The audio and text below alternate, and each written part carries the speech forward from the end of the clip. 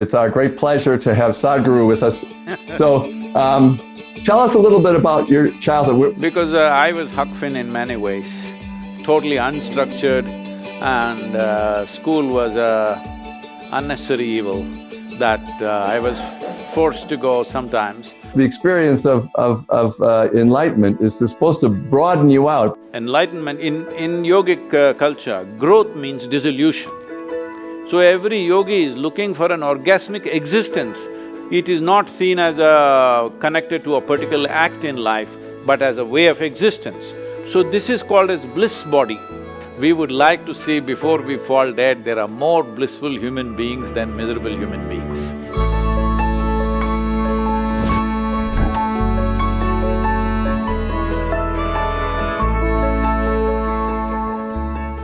Welcome to the Commonwealth Club. I'm George Hammond, chairman of the Humanities Program, which organized tonight's event. It's tonight in India, it's morning in California, and it's our great pleasure to have Sadhguru with us again. You spoke at the Commonwealth Club in 2013, and I must say you've been a very busy man since then. Namaskaram and good morning to everyone. Good morning. Welcome, George. So, what interested me, how this idea generated to bring you back to the Commonwealth Club was that you recently, in October, did a motorcycle tour of the United States. And you stopped in Hannibal, Missouri, Mark Twain's hometown, and you posted a small video. That video was sent to me by a distant relative of mine, Edmund Kuhl, and I said, well, this is great because I like Mark Twain and I like Vedanta theory. And so I listened to some of your other videos and I said, we really have to talk about the big ideas together. It'd be just great. So thank you very much for joining us. And tell us a little bit about your tour. Why did you, I know you have a lot of interested followers in the United States, but we're going to get back to your motorcycle, but it's very interesting that you rode your motorcycle across the country. Why don't you say a little bit about your motorcycle experiences? Well, for me, motorcycling started very early on in my life, and at one time, I crisscrossed India on my motorcycle. Like for almost 4.5 years, I literally lived on a motorcycle. But once I got into this work in the almost 28 years, I never sat on a motorcycle, nor did I think about one. Oh. So when I was doing a rally for rivers, where I drove in a car from, southernmost tip of India to Himalayas, covering a little over 10,000 kilometers at that time. And, rallying for changing how we treat our rivers. We changed the policy in the country through that rally. The policy for managing rivers were written by us, and today it's become an official policy. As a part of that, when I came to Bangalore, they said, Sadhguru, why don't you ride a motorcycle? And they brought one for me. I just wondered, can I ride after such a long time, can I really manage this? But the moment I sat in the motorcycle, I saw that I hadn't lost a day. So since then I've been having problems in getting into a car. So literally last 3 years I've been on motorcycles once again. And we did the American tour mainly to… I felt the Native American populations have become invisible. We should make them visible in the world. That was the main interest, so we touched all these Native American reservations and nations, as they call them. So as a part of this, when always because this is a very oral culture, there is no written language, it's all oral, so they've always been saying it's blowing in the wind. So I thought if it's blowing in the wind, let me confront the wind on a motorcycle. Well, I think it's a great image, and I want to go back to it because I know that that's how you went up to Chamundi Hill for your experience as well, and I think that beats a banyan tree any time to arrive on a motorcycle. You've been looking me up. So, tell us a little bit about your childhood. We're bringing in authors from all around the world to try to give the American audience, as you said, to make, you wanted on your trip to make Native Americans more visible in the world. The Commonwealth Club, because of our the technology, we're able to bring people in from all over the world. and we're trying to make them more visible in America, because there's a two-way street that's been going on, and not just in the last couple hundred years, but for thousands of years, between India and the West, between the thinkers in one area of the world and thinkers in another. So you as a young boy read Mark Twain, as you said, which, you know, your father was a doctor, right? A doctor for the railways? He was a physician, actually an ophthalmologist. Ophthalmologist. So I take it your eyesight is very good. It's still very good. So your experience with Mark Twain, how did you just take it out of the library? Did they teach it in school? How did you get to Huckleberry Finn? When I was 11 years of age, I read Huck Finn as an abridged version, a small book. And it kind of… because I was Huck Finn in many ways, totally unstructured, and school was a unnecessary evil that I was forced to go sometimes. And I went there only when it was absolutely necessary, otherwise I always got lost on the streets, somewhere on the way. To make me reach the school was a very difficult thing. Actually, they put me to school when I was 3.5 years of age. It was kind of a… whatever, they called it a play school, but I didn't think it was very much play. So, this maid used to hold me by hand and take me to the school. I made a deal with her, you leave me at the gate. It was, you know, not dignified that she holds me and takes me to the class. I said, you leave me at the gate. The moment she left, I went away somewhere else. I was 3.5, I want you to know. And I discovered the Grand Canyon in a small town in southern India. And I experimented with all kinds of creatures. I captured tadpoles, insects, all kinds of things. But after a little over 3 months, I think somehow somebody told them and they caught me. And they said I was playing in the gutter, but I thought I was in the Grand Canyon. You know, it's a question. Later on when I came to graduation, there was a choice of American literature to pick up from. So in the first year of my graduation, I picked up Huck Finn as my book to write about, so I wrote a paper on Huck Finn. So that's my engagement with him. Well, it's interesting because Mark Twain also wrote a book called The Mysterious Stranger. I'm not sure if you're familiar with that one. But in The Mysterious Stranger, it's a deceptively childhood story, but it's set in the medieval times. And a nephew of Satan comes and plays with the boys and is very mischievous. But at the end of that book, he explains that life is just a dream. And so Mark Twain had this idea that you know, it could just be a thought. The whole thing could just be a thought. And it's very similar to some of the Indian ideas. And I was wondering, you know, I was very curious about that because a lot of people don't realize how many ideas, these transcendental ideas, have come over, like Emerson, Thoreau, Hermann Hesse's book on Siddhartha. I know that you mentioned your book that you read Dostoevsky, Camus, and Kafka when you were in college, that kind of thing. And so all these people, usually just bits and pieces of the ideas from India, they don't really have a clear idea. So one of the things I'd like to do is, we don't even understand the ideas of Darwin and Einstein here. You know, I mean, it's not because they're complicated. It's because they're popular misperceptions of these ideas. And there are a lot of popular misperceptions of the big ideas from India as well. And I really enjoyed reading your book, talking about, you know, how to look at some of those ideas. So maybe one thing we can talk about is a little bit about how you reacted to some of the Western authors, and then we'll talk about like your reaction to Alexander the Great, which I loved on your video. I'm still being trolled for that Alexander the Great idiot stuff in India. Yeah, exactly. Anyway, about the way… see, you're talking about ideas. So this is something very hard for Western societies to wrap their head around this, the Indian perception, because even Mark Twain went out to say they are the most incomprehensible people, though they are the most interesting in some ways. So, this is happening because See, in our culture, we don't give any significance to human thought or human ideas, because all our ideas are coming from a limited perception that we have had of some aspect. It is like, it is a million-piece jigsaw, but you find three pieces and you think, oh, this is a buffalo, this is a bear. It's a wrong perception. So whatever ideas you have, whatever thought process you have, that is not of any significance in the Indian way of looking at things.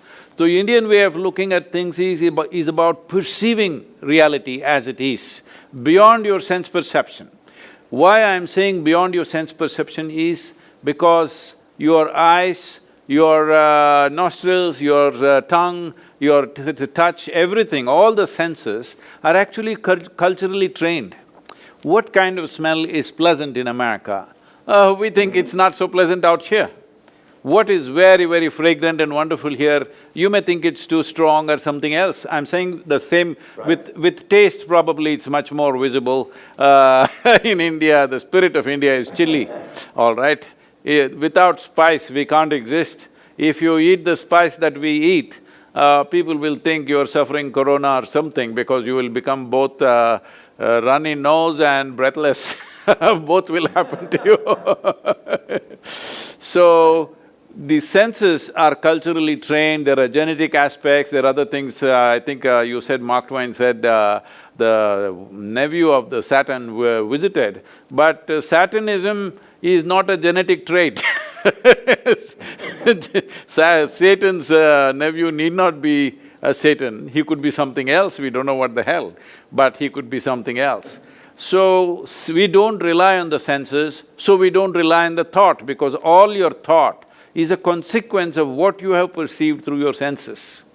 And it is an individual concoction, we may produce permutations and combinations of variety of things in each mind, and we think this is our idea.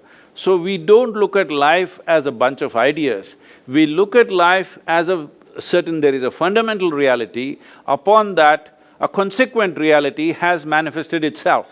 So the consequent reality, we look at it one way, and the fundamental reality, we look at it another way. So our perception has to become more profound to understand the fundamental reality, and consequent reality, you need a certain one kind of perception. For fundamental reality, you need another kind of perception. So the whole Indian culture is fundamentally not about generating ideas, but sharpening your perception. When I use the word perception, people are generally referring in the Western society, it took me some time to understand this, people are referring to their opinions as perceptions. No, perception is what you perceive. Like you see, this is light, this is darkness, this is your perception. Well, even this can be debated, because if there is an owl, the bird owl, I think somewhere in the Huck Finn, there is something about the owl. If I remember right, it's been many, many years since I read this. Absolutely. So, what is light for you is darkness for him, what is darkness for you is light for him. So even about what is light and darkness, there is a debate in India. Because we see that what we perceive, the way we perceive through sense organs is not absolute, it is only useful for our survival process, but not an instrument of knowing. So our whole focus is on knowing something, not developing my own idea. So it is not about Eastern idea versus Western idea.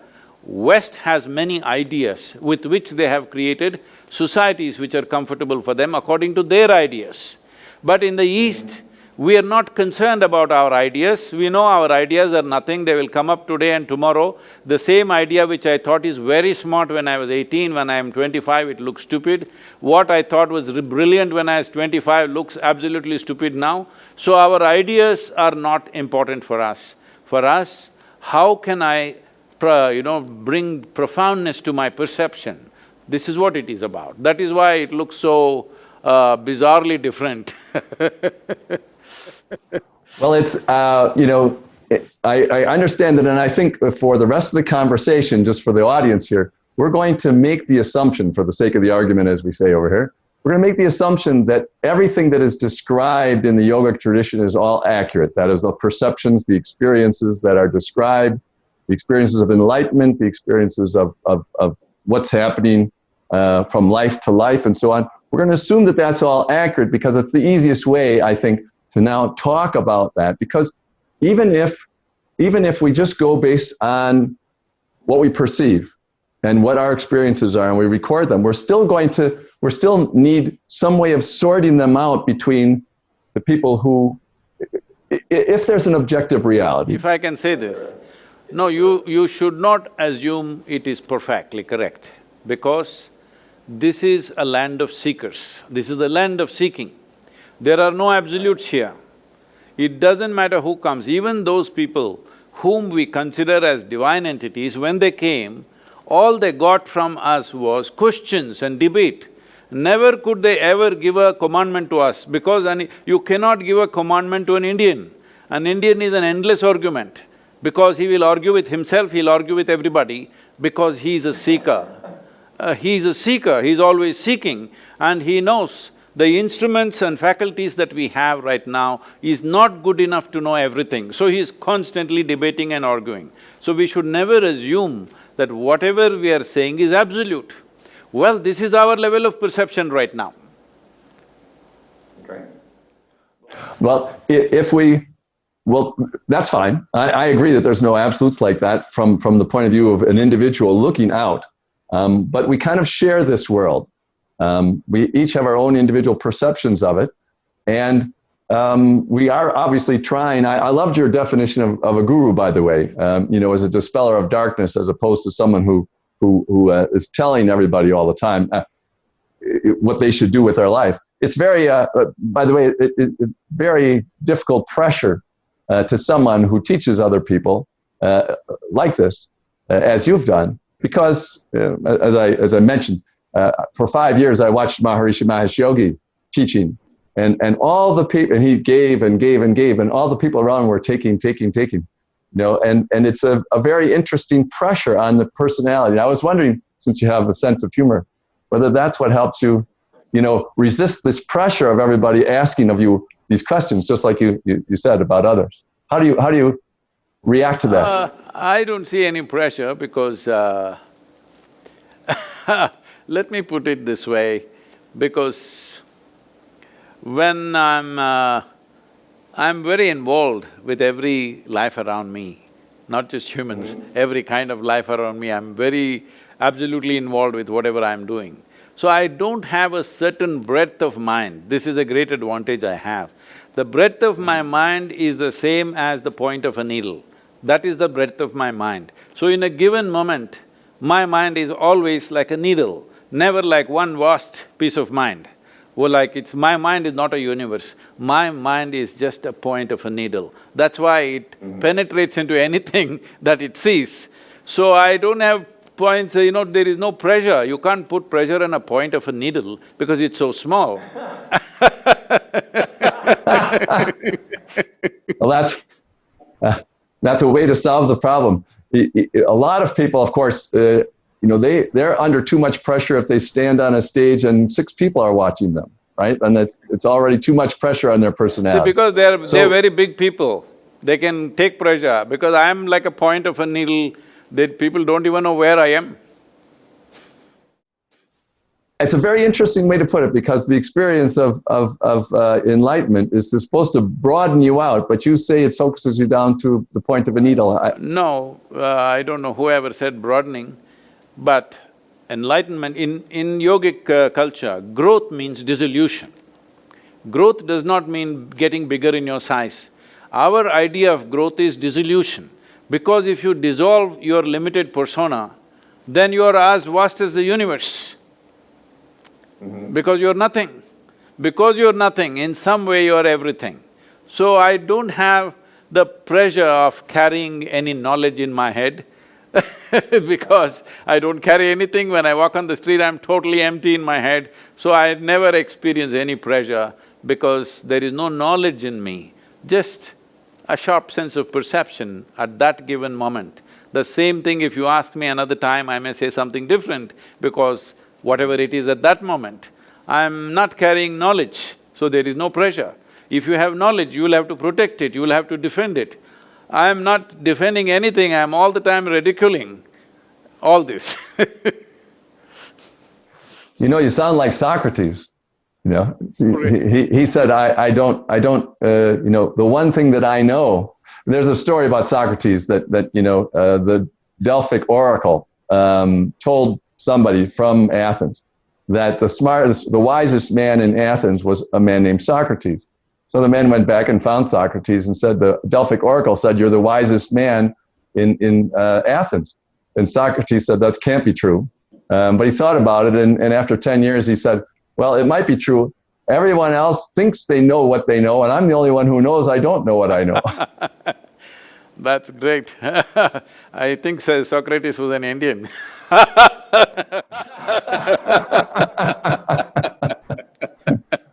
Well, there was, I thought, a very perceptive scholar in the 19th century wrote about Pythagoras from the same Greek tradition and said he felt the whiff of Hindu pessimism in his thinking.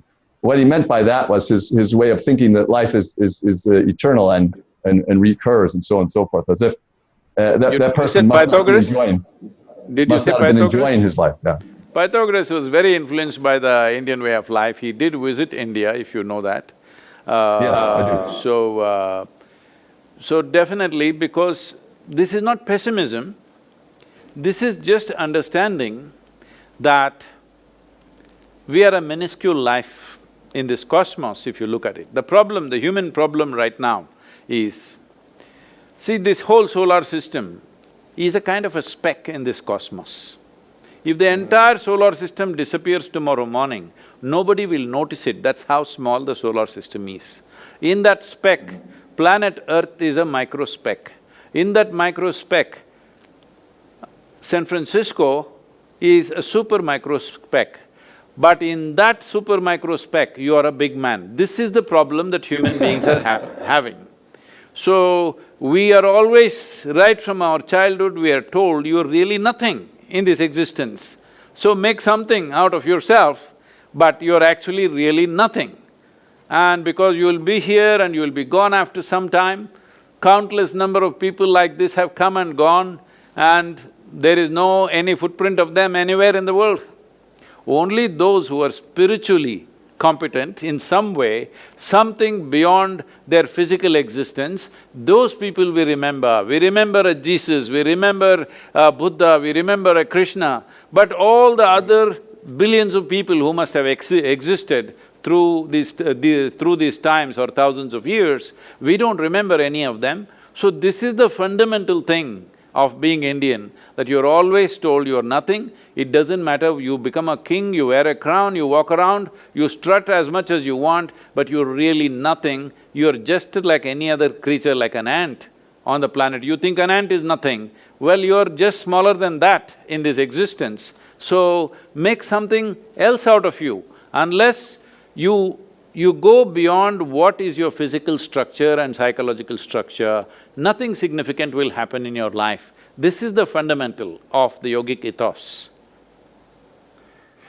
We say here, everyone puts their 2 cents in, you know, and I must be at least somewhat Indian because I always think that the great teachers and the people who've influenced everyone put in 3 cents rather than 2 cents. And so that's why they're remembered, is that they put in 1.5 times what everybody else did. And they influence the way people think. See, we must understand, since printing press has come, all kinds of fools may be remembered, all right? Yeah. Because just about anybody, something is written 1,000 years later, you can pick up that book and you may see. But you must look back at history when it was not written, but still people remembered certain people. Not because of 3 cents or 4 cents, because they had no sense. Their value of life is not in cents and dollars. The value of life was non-physical in nature. It's only those people who lived. So let's talk about that. And the whole yogic tradition is that our minds, our bodies are just our biological bodies, but we actually have other bodies. We actually have other ways of expressing ourselves, and you can either perceive that or not perceive that. And I'm curious from the point of view, I mean, obviously science doesn't think too much of this because they're focused on the perception of biological body. But almost all the experiences that people have had recently because of modern medicine, the much more near-death experiences, NDEs as they call, those NDEs that are experiences of light, and India has always talked about the light body. But we know from science that light is created by atoms with photons coming out. Do you think that this light body is composed of atoms with light coming out of them, and it's just a different structure, not biological? Uh, now, now you're walking into your minefield rather walking me into your minefield. Because now what I say, you try to analyze it, or people try to analyze this with logical sense of what they have. We must understand our logic functions essentially from already pre-registered data in our minds. What you think is logically very correct, somebody will argue with you as if you're completely wrong, because their logic is saying something else. What is the basis of this? The kind of data that they have taken in is very different from the kind of data that you have taken in. So it doesn't matter who is saying what. The important thing is this: what you consider as my body, or what is your body right now, and what is your psychological framework right now, both these things, you did not have it in the same shape and form when you were born. When you were born, you were only this much, now you became a full-grown man. How did this happen? So, body is an accumulation that has happened over a period of time from the food that you've eaten. The food that you eat is just a piece of the planet that you walk upon, all right? So, most people do not realize this till you bury them. Only then they get the teaching from the maggots that they are part of this earth, otherwise they think they are from somewhere else. Just because we can prance around a little bit, we think we are not part of this, all right? You're just a small outcrop. Nature's magnanimity that it has given you an individual experience, otherwise there's nothing individual about you. Everything is gathered from elsewhere. From this borrowed impressions and borrowed body, you're walking around. If you recognize this, you would walk with utmost gracefulness and gratefulness to everything. Then you would look at life differently. Now, about this light, whatever people are talking about, near-death experience, whatever, instead of commenting on that, let me put it this way. If you have to gather this much body and this much mental structure, there must be something more fundamental, isn't it? Whatever that is, there must be something more fundamental. So one thing that people may be experiencing as light is, there is… in yoga we see that you have 5 layers of body. One is food body, it's called Annamaya Kosha, which literally means food body. The next one is Manomaya Kosha, that means it's a mental body. This is a software. Food body is the hardware, mental body is the software, without which even a single cell cannot function. There is an entire software where memories of evolution, genetic memories, perceptual memories, articulate, inarticulate memories, all kinds of memories are imprinted upon every cell in the body. That is why you are a unique individual character compared to somebody else, because there is a certain kind of memory in this. So that is the mental body. If hardware and software is there, will it function by itself? No, you have to plug it into quality power. That is called as the energy body or pranamaya kosha, which is what they may be talking about as light, because when energy crackles, you may see it as light, not necessarily as light, but you may perceive it as light. What is light is essentially… see, for example, because we were talking about owls, we think owls cannot see in the day. No, that is not their problem. They see too well. Their eyes are so sensitive that the brightness of the sunlight kind of blinds them out. It is not that their eyes are not good, their eyes are too good. That is the reason why they don't want to do anything in the day, because it's too much light. Right now, I am having that problem too, too much light. Camera lights, I mean to say. It looks great from here. Maybe that's why one of the symbols of Athena is an owl. So they see too much with wisdom. But it's interesting that you put it that way, because if we're all individuals and we're seeing this individually with our own impressions, how are we able to communicate with each other about the common ground? Obviously, you're communicating with millions of people about a common ground, and you're focusing on experience and how to gain a better perception about things. But we're trying to communicate with each other, even though we're all individuals. So there must be something in common, or at least we have some language or some way of trying to generate common experience. See, in body, both of us are unique creatures, all right? In body, we are absolutely unique. If you look at psychological structure also, we are absolutely unique. Even if you put two people through the same experiences, they will come out with different conclusions and different way it influences them. So even children born in the same house, same genetics, same school, same food, but see how different they turn out. Parents cannot believe, are these two children ours? Because they turn out so different. So, in mind, in body, we are very unique. But fundamentally as life, life is fundamentally same. When I say life is same, I think I put this probably in the book also, you might have seen.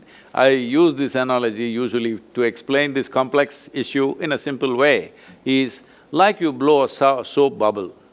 When you blow a soap bubble, well, this is my bubble, this is your bubble, it is distinctly that, and we can compete which bubble is bigger than which and all this stuff. But if it bursts, then we don't say this is my air versus your air, because it all becomes one. So similarly, what you're calling as my life and your life is we have blown a bubble of our own. So the external characteristics are unique, and it's good, it's unique, otherwise there would be no transactional world. If all of us were absolutely same, what is the point of a conversation right now, I'm asking? Yeah. We are glad there is nobody like us, because one more person like you or me is trouble in the world. Absolutely. And the problem with us… One is all the world can take. The problem with us is that we're enjoying causing trouble. So the important thing is, I was talking about these 5 layers or 5 sheets of body. Physical body, which is called as food body; mental body, which is the body of impressions and memory; energy body, which is a certain amount of energetic framework upon which the physical and mental bodies are built. And then there is something called as Vijnanamaya Kosha, which essentially means… Vijnan means… today the word is being loosely used as science. Essentially, Vijnan means something that cannot be perceived with 5 senses, but it's there. So when you perceive that, that is called Vijnan. So there is something which cannot be perceived by the 5 senses. The energy body, the mental body and the physical body can be perceived by the 5 senses. The 4th dimension of the body cannot be perceived, but it's a transition between physical nature and non-physical nature. So there is a 5th body, which is called as the Anandamaya Kosha. Ananda literally in English translates as bliss, but it's much more than that, it's more comprehensive. Another way of putting Ananda is, we can say it is ecstasy, or some people go about saying… because the word orgasmic is used in India in a different way than the way it is used in the West. Orgasm is not connected with sexuality, orgasm is something that must happen on your cellular level. So every yogi is looking for an orgasmic existence, not for an orgasmic experience. Orgasmic existence, at every moment of his life, he is in a profound state of orgasmic experience, because it is a certain way of organizing your own chemical structure that you're always in that condition. So, it is not seen as connected to a particular act in life, but as a way of existence. So this is called as bliss body or orgasmic body. So why we are calling it this is, we do not know what it is. All we know is, it is not physical in nature, but whenever we touch it, we become orgasmic. So we are calling it orgasmic body or bliss body or ecstatic body because when we touch it, we become blissful or ecstatic or orgasmic. We do not know what it is. All we know is it's not physical in its nature. So we are talking about it from the context of our experience, not from the context of its content or its quality. We are not trying to describe its quality. For example, we say sugar means sweet. This is our experience. This is not the quality of the sugar. We feel upon our tongue, see, if you put sugar on a stone, the stone does not think sugar is sweet. Maybe many insects may not think it is sweet, but on our tongue it is sweet. So from our experience we say sugar is sweet. In that context, we are calling this as bliss body, ecstatic body, organic body because we do not know its quality. All we know is when we touch, we are blissed out. It's a very interesting way of describing it because I haven't heard it described exactly like that before. But basically you're saying is that the three other bodies that are physical, when they touch this, what they experience in these three bodies is the bliss, as opposed Yes. to the consciousness itself as bliss. It's very interesting. Your description also, to talk about it from that point of view, we are all sharing, I mean, what is human civilization but an endless sharing of our experiences and what we think other people should do. Now, as you say, some people are dictatorial about it and tell everybody else this is what you must do. But in your books, you've said that.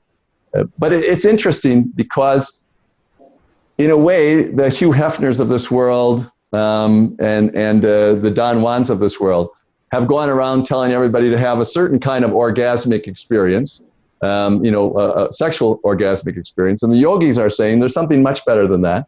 And it has the same quality in your mind, but it also generates this enjoyment in your mind and in your internal thing. So let's assume, again, for the sake of the argument, that science will eventually be able to analyze the three levels that you said are physical and that they're physical. So I assume that the description of reincarnation, moving from one body to another, is that you leave the biological body behind and you go with the other two.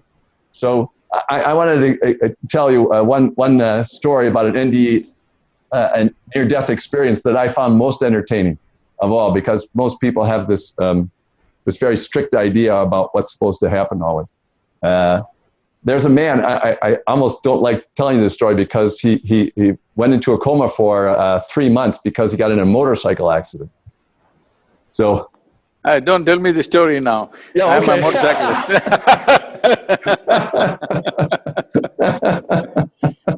Actually, today after this meeting, I'm riding.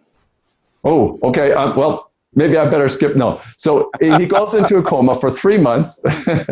and during the when he came out, he said he had been a follower of a Buddhist guru. And when he was in this near-death experience in the coma, that his guru came and explained to him that his life wasn't complete yet, that he must go back and complete the work of carrying on his guru's work. But he also met another being, a more feminine spirit, who said, no, it's time for you to go to the next level. You should come with me. And he said that they basically argued for the whole 3 months over which one he should do, and eventually he came back. But I thought it was an interesting experience because most people just say, I'm being welcomed, I'm being told to do this, but here there was an argument over it. Well, about science coming to it, let me clear that fast. I must tell you this, that today we brought this forth with certain universities in America researching on people who have done simple inner engineering practices. After 90 days of practice, what happens? One of the things that they have said is, in 90 days of practice, your BDNF levels could go up to 300%. That means your mood and your experience is kind of fine. And the increase in the endocannabinoids is about 70% than what it was before. That means you're naturally blissed out. I'm saying we are creating a chemical soup. This is the most complex chemical factory. Now we are learning to manage it well so that being blissed out is a natural consequence. Science is coming to it. Now they have also opened a center for named after me in the Harvard Medical School regarding conscious planet, about cognition, consciousness and compassion, they're calling it that way. But about this man, I don't like that it happened when he was on a motorcycle, but isn't it unfortunate, a whole lot of people come to more sense when they're in coma than when they're conscious and alive. About Buddhist master coming and calling him and this woman coming and calling him, that's typically American, okay? That's I think this guy must be from California. He is very from California, absolutely. You got it right on the head. So, that is fine, but what I'm saying is, you are near death all the time. It's not that it has to happen because you crashed your motorcycle or your surgery went wrong or something else. We're always near death. We are looking at life like this, the yogic way of looking at it, inhalation is life, exhalation is death. I think this book has not come to you yet. In the month of February in 2020, I published a book called Death, The Inside Story. Yes.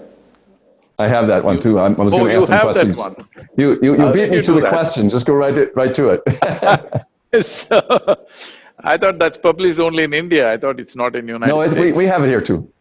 Okay. So, the important thing is this. See, one dimension of life which has remained uncorrupted by human mind is death.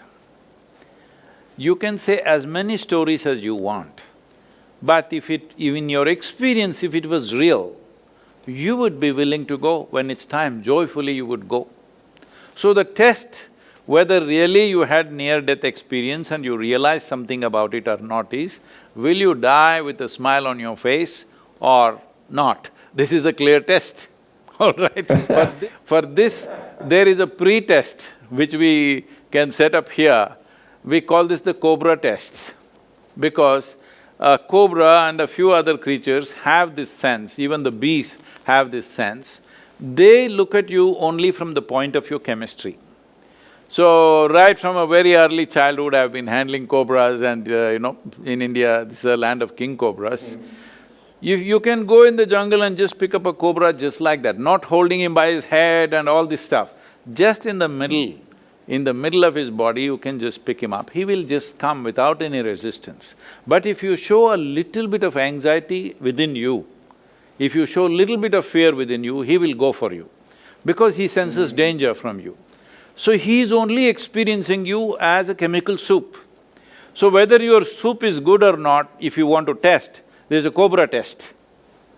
Or there's a death test when you die, will there be a smile on your face or not, because you transit from one dimension of experience to another in a comfortable manner.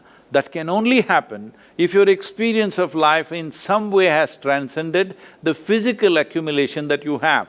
I'm stressing on the accumulation because your body is an accumulation.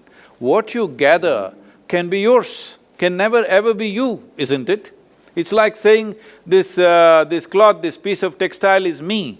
The same thing, this textile that you call as my body, which we wove together with so many things, now you think it's you, that is a fundamental mistake. Once you have made that mistake, then you're thinking up all kinds of things, because the basis is wrong, it can never come to the right thing. So the important thing to see is, what is life, what is death? Don't think on those terms. What is you? What is the nature of your existence right now? If one experiences this, there is no life-death questions, it is all settled for once.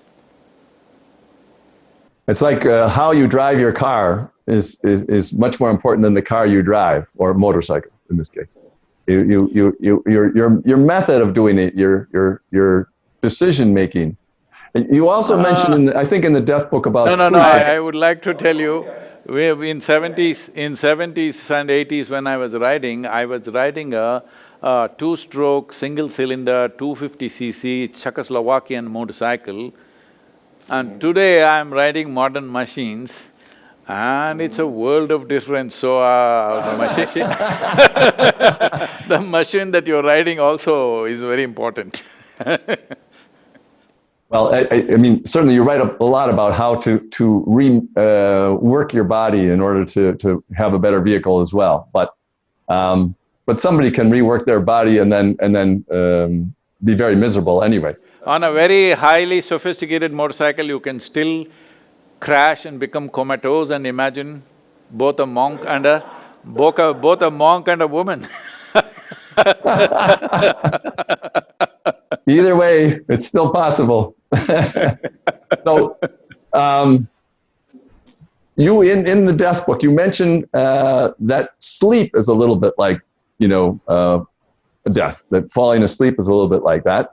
And if you do that, in a way you said you can die with a smile on your face. Do people fall asleep with a smile on their face too? I mean, is the same sort of idea?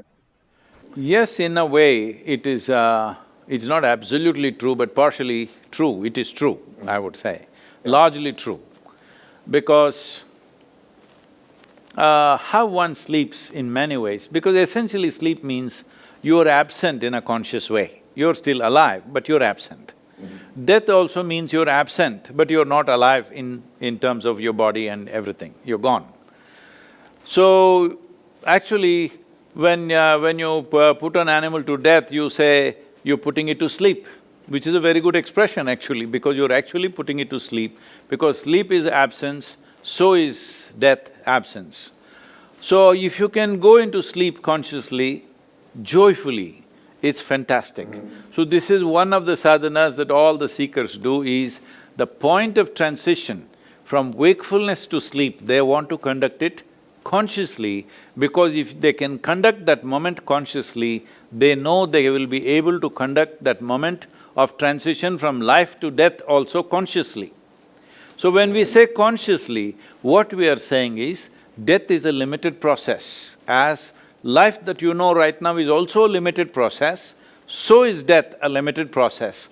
So, the content of life, the life that you are, not the body that you are, not the mind that you are, not the character that you have become, but the life that you are is a much bigger phenomena than what your physical body does, what your intellect or your mind does, your thoughts, your emotions, your drama. This is psychological, physiological, social drama. You can conduct it in a pleasant manner, in a whichever way you like, all right? Whatever is your taste and your pleasure, because different people like different things, it's fine with us. But the most important thing is, what is the quality of life? When the life is same, where is the question of quality? This will arise. Because when life is same between you, me, a dragonfly and a grasshopper, fundamentally life is same. So where does the quality arise? Quality arises in the volume of life that you gather, in the sense.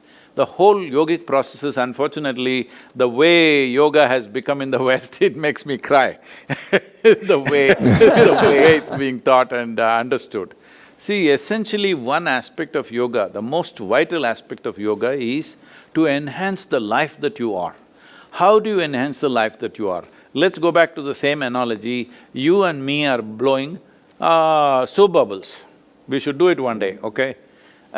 I do it. So, my daughters are still young enough. No, I'm saying between you and me, we must do it one day. Oh, yes, okay, we'll do that, yes. Suppose your bubble is so big and my bubble is so big. Now I say, see, this is my bubble, it's fantastic. But what has happened to my bubble is, my walls have become very thin, but it's a huge bubble. My bubble will burst much more easily than your bubble, but it has a significance because it's big. So this is what it means, that as you make your life bigger and bigger, the life that you are, as it becomes more and more enlarged, I'm not talking about enlarging your social footprint or your physical presence or your mental prowess, these are different aspects. These are faculties that we have. But the life that you are, when it becomes significant, you know life better than most people simply because it's become a significant part of you. Right now, the most significant part of you is not the muscles that you carry, nor the mind that you carry, not the information or knowledge that you carry. The most significant aspect of your life is life itself within you. When this happens, the other walls become very thin. Anytime it can burst. Once it bursts, it's gone. So essentially, what most people in the West don't understand this because these questions keep coming to me. They want, because they've read some Buddhist texts, they want nirvana. Nirvana means non-existence. Are you ready for becoming non-existent? No, the Western idea of dying is you will go somewhere else where the accommodations are better than California.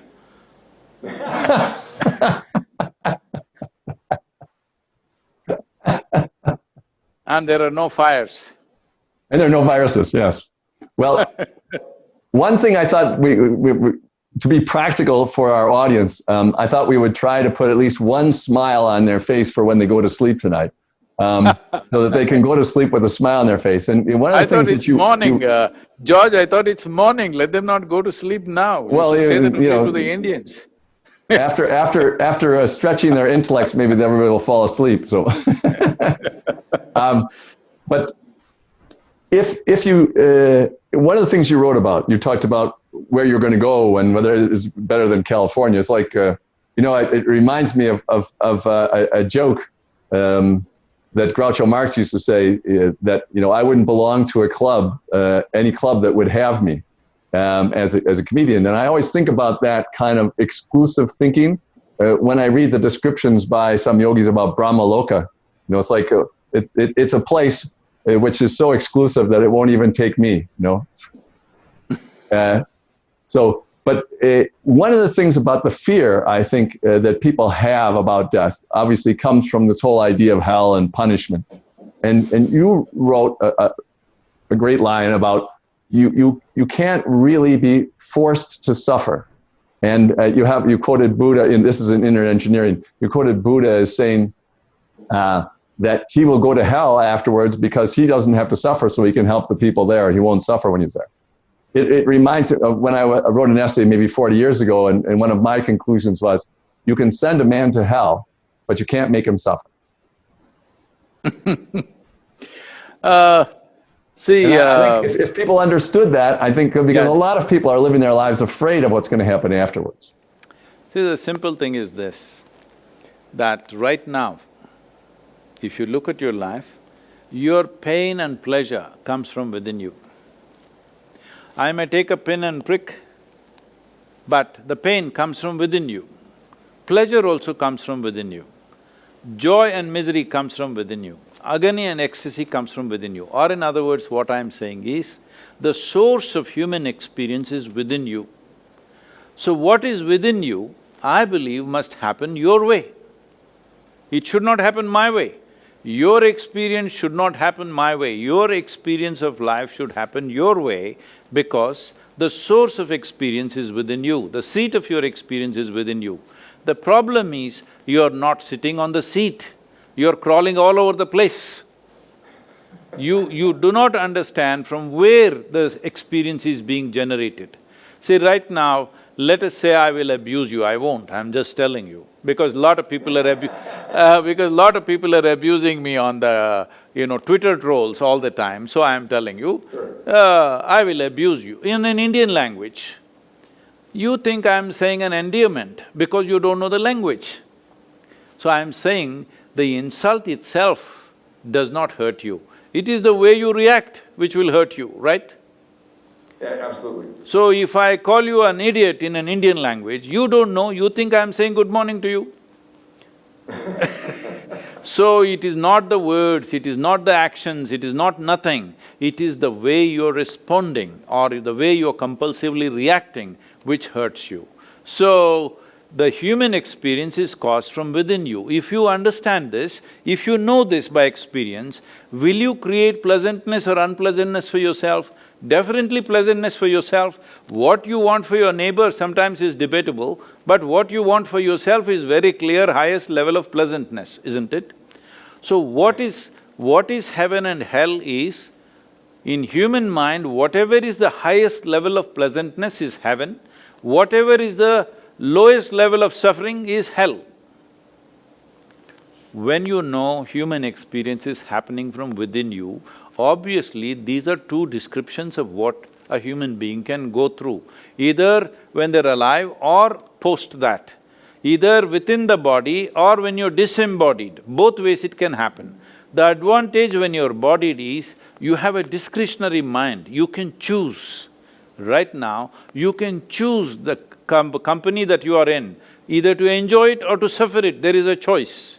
But once you've lost the discretionary mind, which we call as death, when that happens, then whatever is your tendency, you will tend to go in that. Suppose it's your tendency to always negatively react to things and suffer, now once you've lost your body and your discretionary mind, your suffering will become millionfold, simply because you can't decide to come out of it. Right now, you go somewhere, you meet somebody, you don't like something or something that they said, you will suffer something. But when you're driving back, you say, hell with him, and you start playing the music and enjoy yourself or do something, because you have a discretionary mind. But once this ability is gone, if you start suffering, you can't stop it. If you start enjoying, you can't stop it. So both joy and misery become extreme. So this is called as hell and heaven, because you lost your discretionary mind, you are happening by your tendency. So this is why in life, it's very important when you have a conscious discretionary mind, you create a pleasant tendency within yourself, so that when you lose it also, you will be extremely pleasant, because pleasantness and unpleasantness will get multiplied millionfold when you don't have a discretionary mind. See, why if you give a simple lollipop to a child, he enjoys it so much that it is like the end of his life, because he doesn't have the same sense of discretion that you have. That is why his sense of joy is so high. At the same time, if you take away the lollipop, his sense of suffering is also very high, because again he does not have the same level of discretion that you have. But once you're disembodied, you are not just a child kind of loss of discretion, your discretion is completely absent. You go 100% by your tendencies.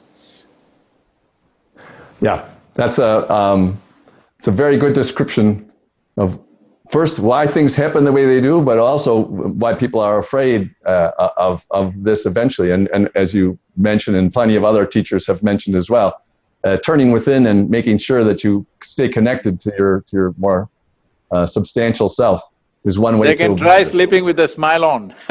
Exactly.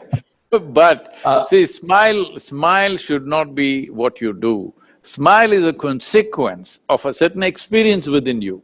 Right now, people are trying to create consequence, which is the fundamental flaw of Western societies now, which has become universal across the planet, is people have become goal-oriented. That means they want the fruit, not the root. They're not interested in the root, they just want the fruit.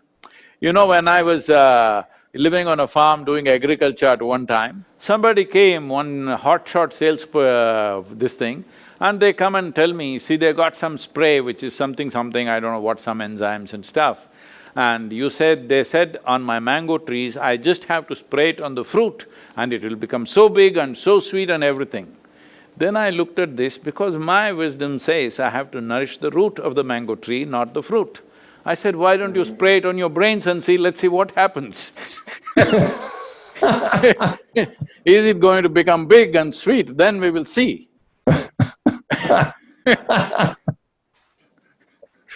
Did you get a good reaction to that? No. I heard after 1.5 years after that, they gave up that effort of selling that product. Well, one of the things you said earlier reminded me of something else you wrote about people always complaining, no matter what people are complaining. And one of the things that I thought of maybe several decades ago was that people are always going to complain, no matter how good the situation is. And you can kind of tell the level of any civilization by what people complain about. So maybe that'd be the best way to judge. Right now in America, they're saying, I want to have a haircut. When there was a lockdown, I'm saying. Yeah, exactly. People are dying around you and you want to have a haircut. Exactly. Well, That says a lot. Obviously, Because it's not you necessary. come from my generation, we didn't want to have a haircut when we were young. Exactly. And it wasn't just to save money. No, no, no, it was a very important thing. So I still stayed young, so I never had a haircut. Yeah, exactly. Well, I want to cover one other topic first before we go to the questions. We have some questions from the audience. And that is, we got to almost nothing that I wanted to talk about, but we still covered almost everything. So that was great. But one idea that I was thinking for the future, and in terms of just what everybody is sort of hoping for, is some kind of human civilization, say maybe the 22nd or 23rd century, where we finally have knitted together the good ideas from all the different civilizations. Just like in India, all kinds of good ideas have been knitted into Indian civilization, because there's all subset civilization. And I'm not talking about like making civilization homogenous. In America, we have New Orleans and we have Chicago. And for 200 years, they've been part of American culture, but they're still very, very different. So no one should worry that you'll get that homogenous. But one idea that I wonder about is, what idea from each culture, or which ideas do you think will make the most major contribution towards that civilization? And I want to ask you what you thought from India would be the idea or the part of the civilization that would have the biggest influence on that world civilization, that at least don't influence part of the population, but at least the leadership of the planet. I think the most important contribution that India can make is, this is not a land of believers. We are a land of seekers. That means there is a fundamental realization that it doesn't matter at what stage of life we are, there is too much in the universe that we do not know. I do not know is the basis. Why it's like this is, in the yogic culture, we always identify with our ignorance, because our knowledge is so minuscule. If we have digested the libraries on the planet, still our knowledge is very minuscule, but our ignorance is boundless. So we always identify with our ignorance. If this comes to the world, there will be more humility and grace on this planet. That's a perfect answer. I have an idea called the imagination's horizon. That is, that you're always projecting out where you want to go next you're with yourself. And ironically, the further you expand, or the more you go, or the more you know, the further you can see ahead, so your imagination is further out. Now, you can have a fight between your imagination and your thinking. By thinking, I can't get to where I want to be. I can't get there. And the further out it goes, the more miserable you could be. And I call that misery your conscience.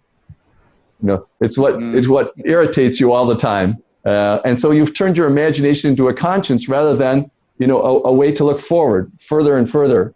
And it's the same idea in the sense that if you realize that you don't know everything, you're going to get that as the further out you see, the more you'll realize that you aren't aware of many, many things. George, is it okay, because the time is almost getting over, if I say something which is not so civilized, but I'm like this. I don't have to pretend I'm civilized, because I'm not, all right? I'm very proud that nobody could civilize me. So I want to say that imagination is a rear view mirror, it's not the windshield. Because your imagination is dependent upon your memory. The exaggerated version of your memory is imagination. So let us not misunderstand a rear view mirror for a windshield, because windshield is for you to look through. Rear view mirror is to know what's behind you, but giving you a perspective of how to travel so that you don't bang into your past. So that something productive. Imagination is a productive end of our memory, that we are able to produce something of a memory bank that we have.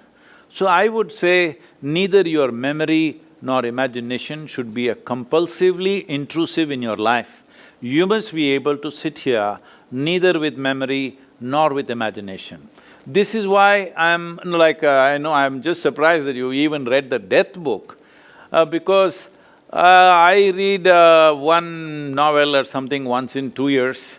because if I have time, I'll close my eyes and sit. I will not stare at a book. Most of the reading I did in 1 or 2 years when I was youth, when I was restless, and I thought I will know something by going to a library. I sat there and read all kinds of stuff. But since then, I have not found that useful because if I close my eyes, I have a sense of perception of looking at any aspect without really focusing on anything, because this is not about trying to understand something. This is just developing a sharpness of perception. You don't try to perceive anything. Whatever comes your way, if your perception is sharp, you will perceive it, that's all. So windshield is not a place where you think up things. When you travel for long, it happens the windshield gathers dust and bugs and stuff and whatever.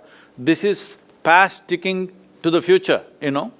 We have to clean it up, otherwise we will not see properly, otherwise disasters will happen. So imagination is not a projection of future. Imagination is just a rejig of the past according to the way we want. It's a productive past. Past is a dead past. You make it little productive using the experience of life. But let us not ever think imagination is a real projection of life. No, it's a projection of our mind. It's all right to do that, it's good to imagine something, but it is better to simply perceive what is there, because that's where reality is. Well, we have just time, a couple minutes left for one question, which I condensed from many questions that came in, and they're all about the Isha Foundation, and they want you to imagine its future in the next 5, 10, 15 years, just what you were talking about. You were talking about the perception, but you can't project the future.